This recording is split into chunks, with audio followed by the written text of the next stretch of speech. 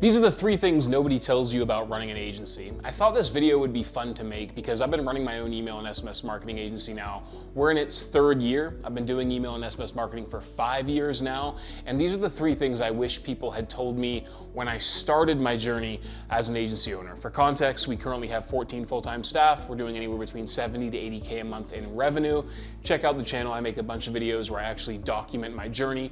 You can literally see some of the videos from all the way back where I talk about like signing my first client and stuff like that. So check out this channel. I make 2 videos a week, every single week on this stuff.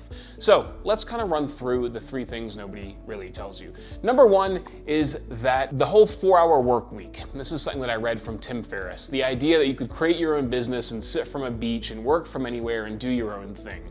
The reality is, when you're trying to grow a business, at least to the size, I think up to 20K, that's not even realistic, okay? I was on a call just before this today where I was talking to somebody who was talking about how they wanted to build an agency where they didn't have to work a whole lot. The reality is, if you're trying to grow a business, you are going to be working a hell of a lot more hours than you would if you were just a regular employee, okay? I work about 9 hours a day, which isn't massive compared to what some other people do, but the reality is I'm working more hours, I'm thinking about my business significantly more than I ever was if I was an employee. You are not going to be building a business that just generates passive income, at least in the agency space, up to 100K a month. Now, if you get past 100K a month or 200K months, you can probably build systems that allow you to completely remove yourself from the equation. I'm not there. I'm doing anywhere between 70 to 80K a month, but the reality is you are never going to be fully removed from your business if you're running it.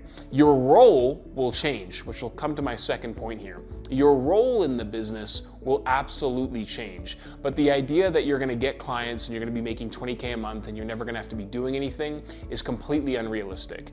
What's going to happen though is you're eventually going to change the type of work that you're doing.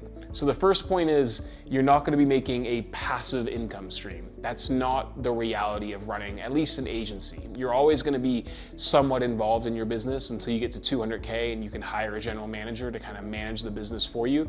You're still going to be somewhat involved regardless, I think, personally. So the idea that you can, have this thing working and you can work 2 to 3 hours a day up until a certain point, ideally, 200K months, it's just not realistic. You're always going to be working. You're always going to be doing things to get more clients, especially when you're smaller, because the reality is if you're a small agency, the brand that you're leveraging to get clients isn't actually your agency's brand, it's your personal brand. People are signing up to work with you. People work with my agency because they want to work with Gavin, not because they want to work with Inbox, which is the name of my email and SMS marketing agency. Really quickly, sorry to interrupt the video. I just wanted to tell you something really cool that we've started doing with Inbox. I've actually created a school community where I teach you anything and everything I know about email and SMS marketing, from really advanced campaign strategies to how to simply set up your Klaviyo account, all the way to building really, really cool automations for the back end of your e-commerce store. Whether you're a business owner trying to learn how to do email marketing or an email marketer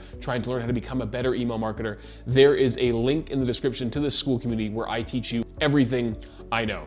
Check it out, it's worthwhile. Book a call to have a chat with me to see if you're a right fit for the community, and if you are, I'd love to get you in there. Anyway, sorry for interrupting your video, let's get back to it. Google it, kind of cool. But people aren't really signing up to work with your agency, they're signing up to work with you. And what that means is you are forever tied to your business until you can eventually deleverage yourself or disconnect yourself from the face of that business, i.e. building a brand that people recognize outside of you personally. Okay? So whereas you're not the face of it, because if you're the face of it, the clients expect you to be present when you're selling, and you also need to be in those sales conversations. For example, if a client comes to me from YouTube, they expect to speak to Gavin, me, because it's my YouTube videos and they want to work with me. So I'm not able to fully disconnect from the business, meaning I'm not fully able to completely remove myself from the equation and work light hours. So that's the myth number 1. Myth number 2 is that your role eventually becomes more HR focused. If you're a really good email marketer, you will find as the size of your business grows, what you need to be is not necessarily a good email marketer, but it's to be a good people manager, a good person and a good leader. When you're selling email marketing and you have a team underneath you, more often than not, you're not really the person anymore who's fulfilling that service. It's actually your team. which means your role turns into no longer an amazing strategist or an amazing email marketer, is actually being an amazing person, or rather people person. There we go. God damn, the Zins are ruining my mind. But it involves being a good people person. And so you'll find that you're no longer designing emails, setting strategy, but instead training other people and hiring new people and firing people and putting people into places where they can succeed.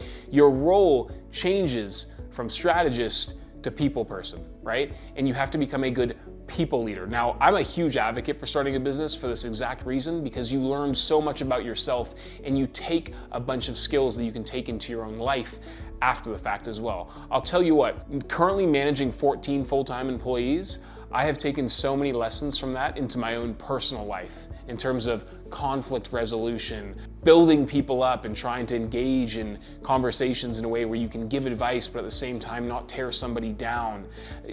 Just managing expectations and giving people like a good roadmap. Those are life skills that you can take into anything that you do outside of the business that you currently do it on a regular basis. So your role as an owner changes within the company. A lot of freelancers get into this space and they think, I'm an amazing copywriter, I'm an amazing ad guy, I'm an amazing plumber, I want to build the biggest plumbing business in the world. You don't actually need the skills that you sell to get past that first 10 to 20K a month in revenue for your agency. You need to be good at placing people and identifying talent and setting that talent up for success within your agency. So that's myth, or really lesson number 2, is that your role 100% changes.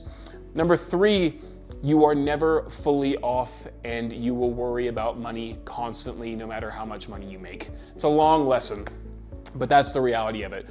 When it comes to running your own business, there's a level of accountability that you have when it comes to your finances that you're not going to have with your own job or your own savings. For example, I need to manage the company's finances in a way that ensures all of my staff and all of my people get paid regularly. That is a totally different type of pressure and expectation put on me that I really can't find anywhere else. Like me saying like I've got $5,000 in savings right now for my own, and I'm an employee and I have my own personal expenses. I just need to manage it for myself and make sure I ration my grocery bills and make sure I can pay for my gym membership. That is still there as an individual, but then when it comes to your company, all of a sudden you are reliant, or people are reliant on you to manage your finances. I guess this is kind of number 4. I know this video was about 3, but it kind of goes into number 3. Your perception of money completely changes. It no longer becomes like a thing to obtain, and it becomes a tool that you use to expand your business. And so you start realizing that, your responsibilities completely change, and you're never not thinking about things that come up in your business. You lose a client, for example. How does that impact who gets paid this week? Now, obviously, you have to make sure you manage your finances in a way that you have enough of a war chest or treasure trove of money to ensure that everybody gets paid in your company. But if you don't have that, first of all, you're going to screw people's lives up if you're not going to pay your staff. And second of all, the good people are going to leave you, right? Like the moment you miss one payment because you can't afford it, that person is probably going to be looking for another job. So your perception of money and how you think about money in your work and your responsibilities completely change. I read this post from this guy on LinkedIn. He talks about there's 2 types of broke. There's, it sounds so douchey. I hate when people talk about it. There's employee broke and there's founder broke, right? But this is what he said. He goes, there's employee broke. There's, okay, I'm broke and I don't know how I'm going to pay. I basically can't go out to dinner this week. I might have to cancel my Netflix subscription. That's one type of broke. Then there's founder broke, which is I need to find a way to pay my staff. And I need to find a way to keep this business afloat. And that level of pressure is a whole extra thing on top of that already level of pressure that you have from being normally broke. It is a totally different ballgame, and your tolerance for risk is measured totally differently, right? Now here's the thing a lot of people forget though, is that if you're in a job, you actually still have that responsibility and that level of thinking, because your job can go like that The reality is if a founder's company is going down, they're gonna fire somebody before they actually close their company down. So that risk is still there relative to somebody having to think about those things, but people don't. And so you need to be able to constantly be mindful of forecasting and future predictions and making sure that you're making bets on your business in a way that if that bet fails, you still have enough money to pay for all the foundational stuff that goes on in your business. For example, for me, I'm at this stage now with my business where we have a pretty significantly large war chest of money and savings where I don't bet anything more than like 5% of my total savings on a new initiative. For example, if we're gonna launch a new cold email campaign or hire a social media strategist, I am never gonna allocate more than 5% of my total war chest to that initiative, because if it goes wrong, hey, I don't really care. I've got enough money saved up to still make sure everything is still met at a foundational level. And I recommend applying that framework to any decision that you make as a business owner. Anyway, those are the 3 things I wish I knew, and holy shit, it would have saved me so much headache and time if I had known those things before going into my business. In saying that, those 3 things may daunt you, but I will tell you right now, the rewards of running your own business and building your own company far outstrip any of those 3 things that I mentioned as negatives. And also off the back of that, while those negative things may seem negative in themselves, they are amazing skills to take into your life, like I mentioned with point 2, with anything that you do. Right? You learn how to forecast and budget properly from a business perspective, goddamn, you're gonna be really good at managing your own personal finances applying that exact same lens. If you're good at, training people and doing conflict resolution within your business, you're gonna be amazing at doing it within your personal relationships, your friendships, your interactions with people, hell, when you go try and buy a car. There are so many lessons that you can apply from business across your entire life that make, even if you're not hitting it rich with the business, you're not making a bunch of money with your business, those lessons in themselves are invaluable. Anyway, those are the 3 things. Thanks for watching. If you like this video, subscribe to the channel. I love the support. If you have any questions, we're a small channel. I have time to answer these questions, so just comment down below in the video and I will answer anything and everything. If you want free training on how to run an email marketing agency, there's a link to the free school community in the description of this video, as well as in the pinned comment.